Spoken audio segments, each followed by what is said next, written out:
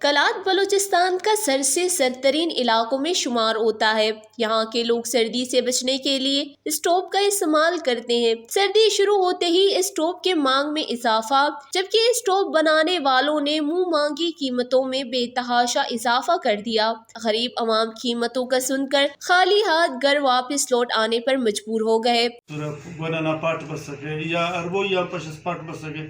لیکن داسا مو پاٹ مکمل طور بند ہے مچ بعض بے لگام پاٹس برے کم وہ مہنگائی اور بعض مہنگائی حالانکہ مہنگائی نہ تناسب داسا ڈالر شیف تھا ملکٹی تیلنا قیمت کم تھا مر لیکن پدا ہم مسنوئنگا مہنگائی موجود ہے گیس نہ زیا یا تو اسٹوو پاتا متبادلی کے راتی کے پاٹ نہ بندوبست مرے یا کوئلے سے نہ بندوبست مرے تاکہ دا جگہ نہ مخلوق نمی معلوم مرے کہ کلات تٹھی انداخذ یک مرے کہ نیمہ ود مخلوق کرے نقل مکانی کی